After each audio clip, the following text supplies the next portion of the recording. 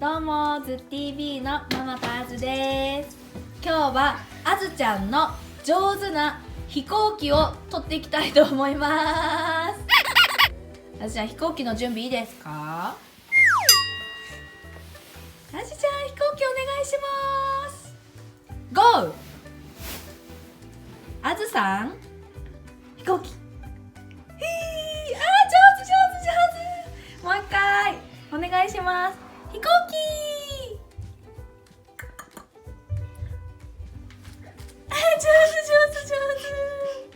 上手。すごいね。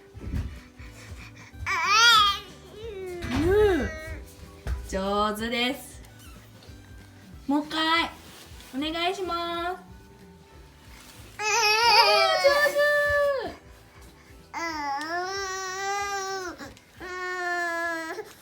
あずたん、飛行機お願いします。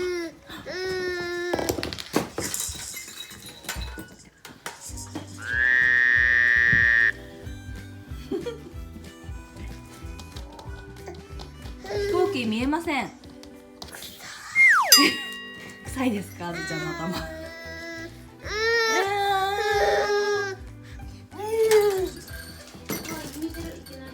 あずー、飛行機。ずっと飛行機になっちゃうね。うんちしてますか？わかんない。とりあえず臭いですか？火山の周りにいるよね。ライン。火山の周りはいない。飛行機やってます。あれ。あれ。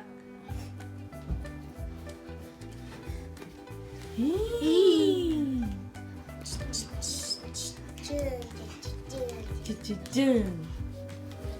はい、チュン。あ、本当だ、いるライデル。